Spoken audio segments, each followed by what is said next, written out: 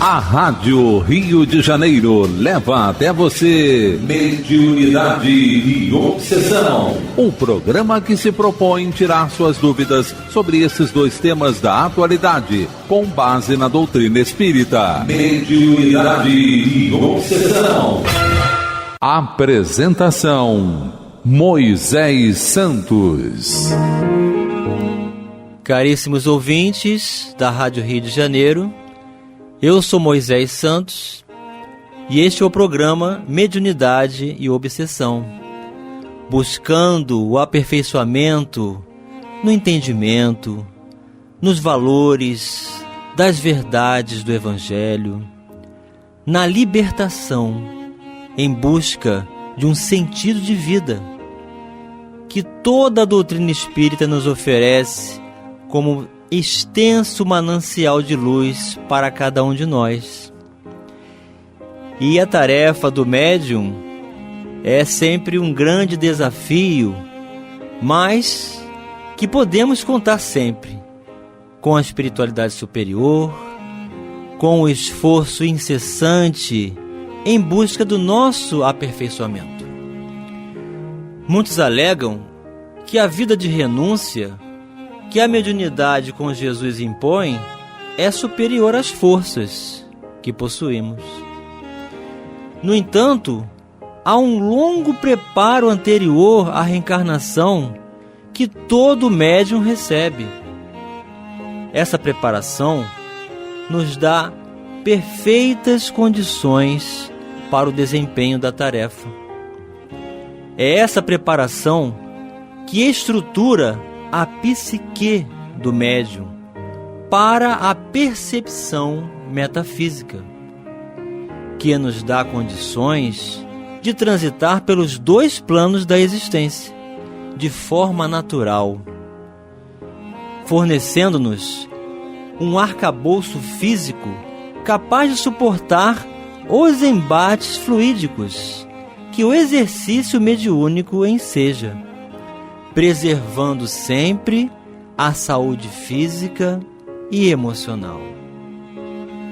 No caso de apreciação, em particular, do espírito de André Luiz, por exemplo, nós vamos observar que, segundo Francisco Cândido Xavier, o mesmo preparou-se durante 30 anos no mundo espiritual para realizar o procedimento de contato com o médium.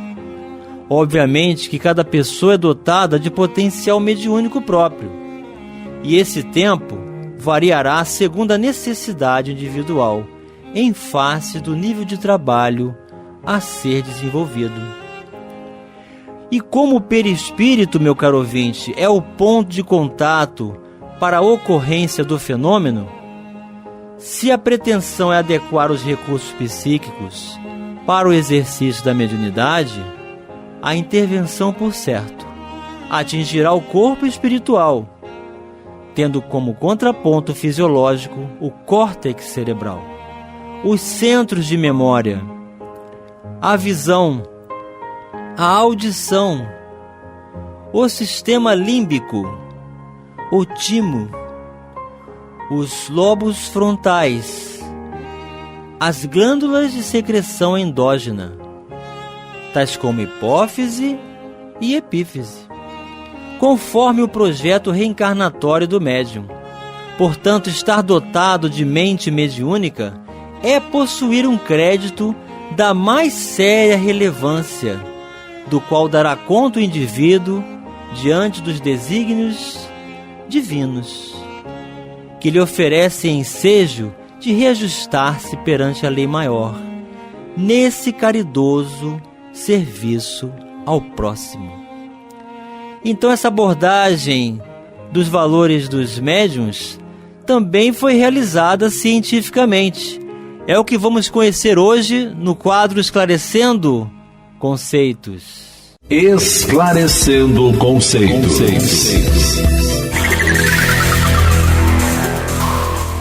Meu caríssimo ouvinte, você sabe o que é uma análise semiótica? Sim, existe uma ciência, a semiologia, que analisa todos os sistemas de comunicação presentes em uma sociedade.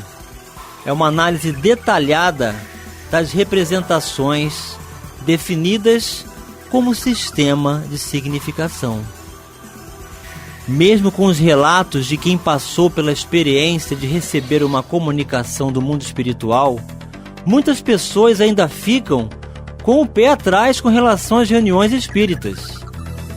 Para os mais céticos, as cartas, algumas vezes, apresentam informações genéricas que poderiam servir para qualquer caso, e em outras, trazem informações que o médium poderia facilmente ter colhido dos familiares em uma conversa prévia.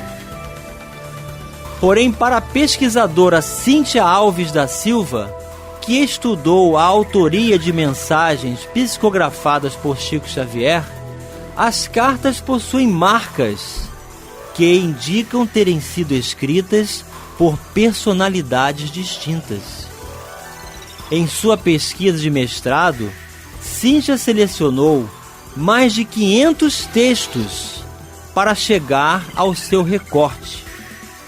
3 espíritos que teriam morrido de forma semelhante, vivido na mesma época e tido estruturas familiares semelhantes. Ela diz: eu queria autores que tivessem muita semelhança, exatamente para sofisticar essa busca por marcas de autoria. Cíntia selecionou cartas de Augusto César Neto, Jair Presente e Laurindo Brasile, 3 jovens de classe média que viveram em meados dos anos 70, 2 mortos por afogamento e 1 em acidente de carro. Para o estudo, Cíntia selecionou 3 cartas de cada um deles.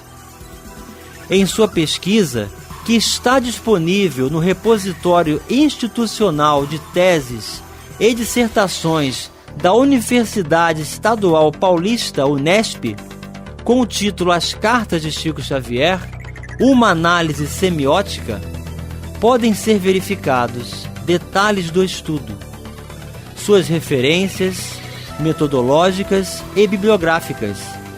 Mas a pesquisadora afirma que, abre aspas, foi possível identificar claramente as marcas de cada autor e suas distintas personalidades. Fecha aspas. Cíntia explica que nos estudos semióticos, o conceito de noção de autoria usado por ela se dá pela impressão no texto, de maneira repetida, de marcas textuais, sejam mais profundas, como crenças ou visões de mundo, ou mais superficiais, como expressões de linguagem e até gírias. O Laurinho, por exemplo, era mais dependente da família, da mãe, e no texto ele se mostrava muito delicado, ainda muito abalado por essa separação. Já o Jair, que em vida era mais independente, tinha uma carreira estabelecida como professor, mostrava-se mais despojado, mais bem resolvido em sua morte, descreve a pesquisadora. O cérebro dos médiuns, em um campo científico completamente diferente do de Cíntia, pesquisadores da Universidade de São Paulo, a USP, da Universidade Federal de Juiz de Fora, a UFJF, e da Universidade Thomas Jefferson, nos Estados Unidos, mediram a atividade cerebral de 10 médiuns brasileiros enquanto psicografavam. Depois disso, eles compararam os resultados com outra amostra, feita enquanto os médiuns redigiam um texto de sua autoria, sem supostamente nenhuma influência espiritual.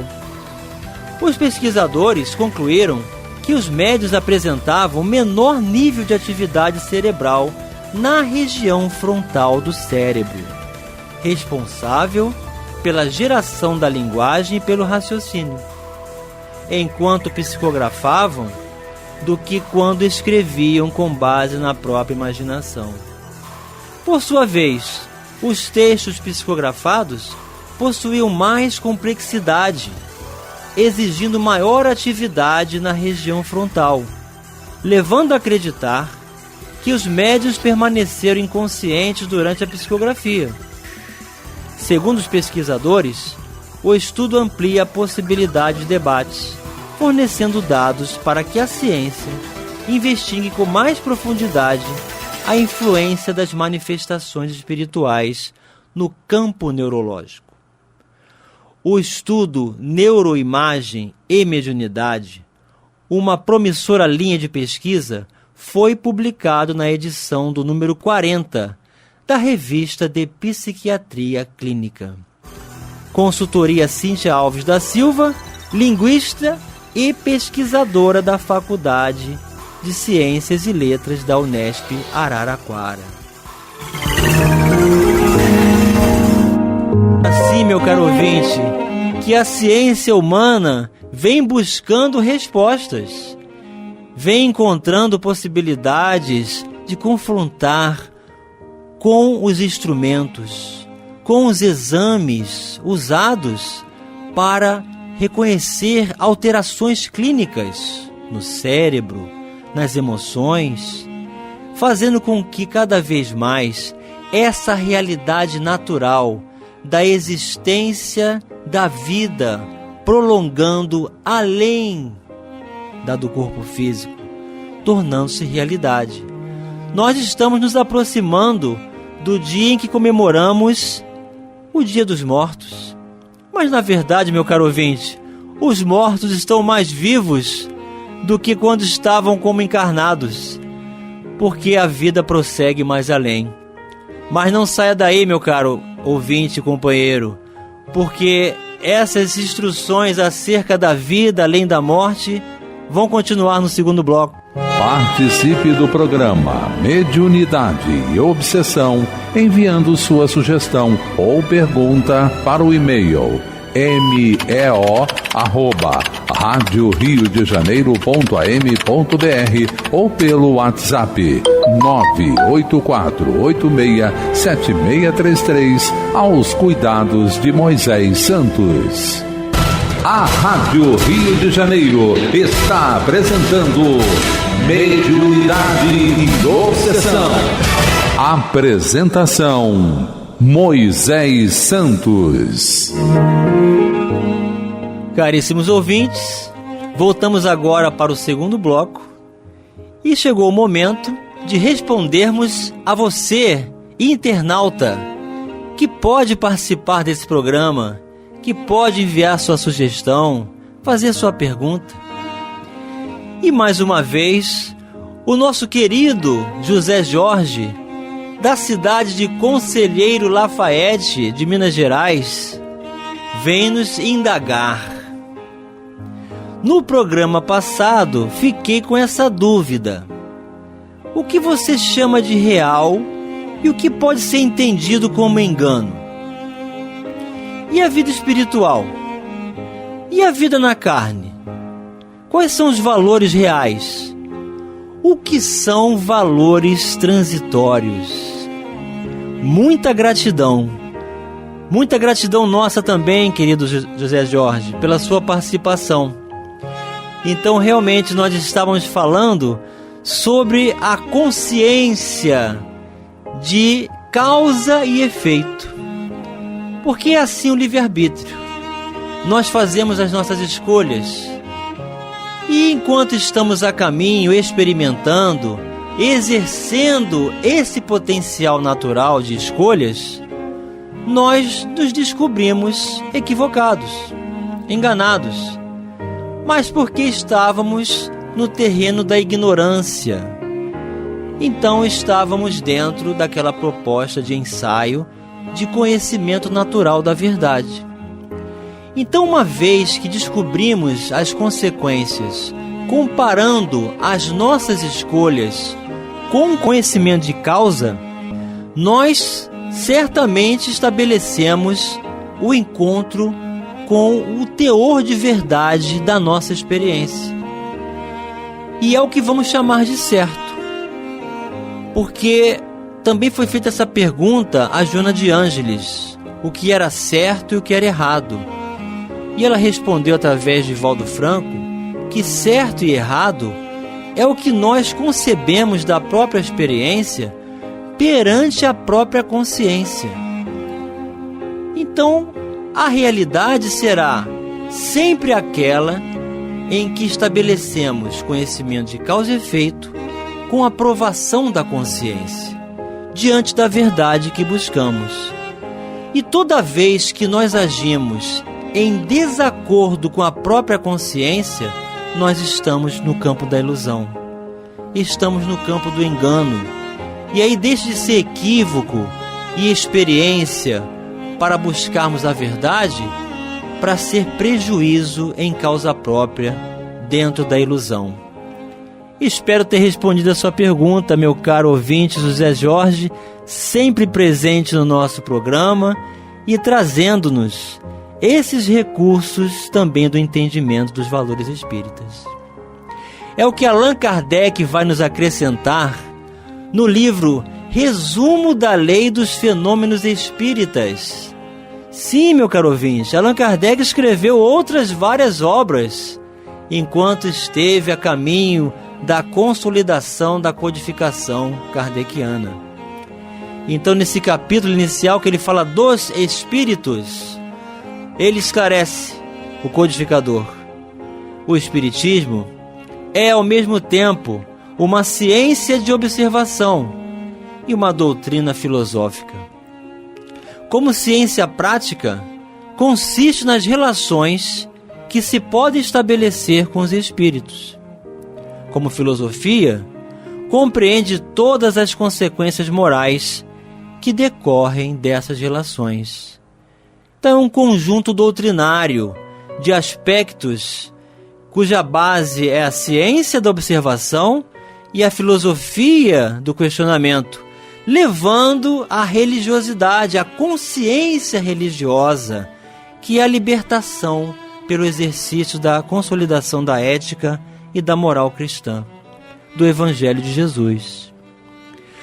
Os espíritos não são, como frequentemente se imagina, seres à parte na criação. São as almas daqueles que viveram sobre a terra ou em outros mundos. As almas ou espíritos são, pois, uma única e a mesma coisa. De onde se segue que quem crê na existência da alma, crê, por isso mesmo, na dos espíritos. Negar os espíritos seria negar a própria alma. Geralmente, se faz uma ideia muito falsa do estado dos espíritos. Eles não são, como alguns o creem, seres vagos e indefinidos, nem chamas, como os fogos fatos, nem fantasmas, como nos contos de assombração. São seres semelhantes a nós, tendo um corpo igual ao nosso, mas fluídico e invisível no estado normal. Quando a alma está unida ao corpo, durante a vida, ela tem duplo envoltório: um pesado, grosseiro e destrutível, que é o corpo físico; outro fluídico, leve e indestrutível, chamado perispírito. O perispírito é o laço que une a alma e o corpo. É por seu intermédio que a alma faz o corpo agir e percebe as sensações experimentadas pelo corpo. A união da alma, do perispírito e do corpo material constitui o homem. A alma e o perispírito, separados do corpo, constitui o chamado ser, espírito. A morte é a destruição do envoltório corporal. A alma abandona esse envoltório como troca a roupa usada, ou como a borboleta deixa sua crisálida, mas conserva seu corpo fluídico ou perispírito. A morte do corpo livra o espírito do envoltório que o prendia à terra e o fazia sofrer. Uma vez livre desse fardo, não tem senão seu corpo etéreo, que lhe permite percorrer o espaço e vencer as distâncias com rapidez do pensamento. E chegou a hora, meu caro ouvinte, de falarmos diretamente ao seu coração. Mensagem ao coração. Do livro Religião dos Espíritos, psicografia de Francisco Cândido Xavier, Felicidade e Dever. A procura da felicidade assemelha-se, no fundo, a uma caçada difícil. Taxando-a por dom facilmente apresável, há quem a procure entre os mitos do ouro, enferrujando as mais belas faculdades da alma, na fossa da usura. Quem a dispute no prazer dos sentidos, acordando no catre da enfermidade. Quem lhe supunha a presença na exaltação do poder terrestre, acolhendo-se à dor de extrema desilusão, e quem a busque na retenção do supérfluo, apodrecendo de tédio em câmaras de preguiça. Não há felicidade, contudo, sem dever corretamente cumprido. Observa, pois, o dever de que a vida te incumbe. Vê-lo-ás, ora a ora, no quadro das circunstâncias, na fé que te pede serviço, no serviço que te roga compreensão, no ideal que te pede caráter, no caráter que te roga firmeza, no exemplo que te pede disciplina, na disciplina que te roga humildade, no lar que te pede renúncia, na renúncia que te roga perseverança, no caminho que te pede cooperação, na cooperação que te roga discernimento. Por mais agressivos se façam os empeços da marcha, não te desvies da obrigação que te recomenda o bem de todos. Sempre que puderes e quanto puderes, seja onde for. Porque te mostre leal a ti mesmo, é possível que a maioria te categorize à conta de ingrato e rebelde, fanático e louco. A maioria, no entanto, nem sempre abraça o direito. Não podemos esquecer que no instante supremo da humanidade, ela, a maioria, estava com Barrabás e contra o Cristo. Cumpre assim teu dever, e tomando da terra somente o necessário à própria manutenção, de modo a que te não apropries da felicidade dos outros, estarás atingindo a verdadeira felicidade, que fulge sempre, como bênção de Deus, na consciência tranquila. Emmanuel, diretamente para o seu coração, meu caro ouvinte, façamos do exemplo do Cristo a nossa proposta de libertação. E jamais o imediatismo de Barrabás ou qualquer outro ícone que nos traga o uso da força, o uso da rebeldia, da revolta, da violência, da retirada da posse dos outros. Porque o que nos cabe, nós necessitamos, está ao nosso alcance, permitido por Deus, dentro das nossas necessidades. Aquilo que não possuímos não serve para a nossa evolução, meu caro ouvinte. E toda a postura equivocada, alheia, que chegue aos nossos corações, à nossa intimidade, jamais vai tirar da nossa convicção a nossa consciência tranquila, porque aí é que se encontra a verdadeira felicidade, porque é o reino dos céus despertando dentro de cada um de nós. Força e coragem, meu caro ouvinte, muita luz e paz, que Jesus envolva-o em sua vida, abençoe o seu lar, o seu trabalho, e que a paz de Deus continue conosco. Um grande abraço e até o próximo programa.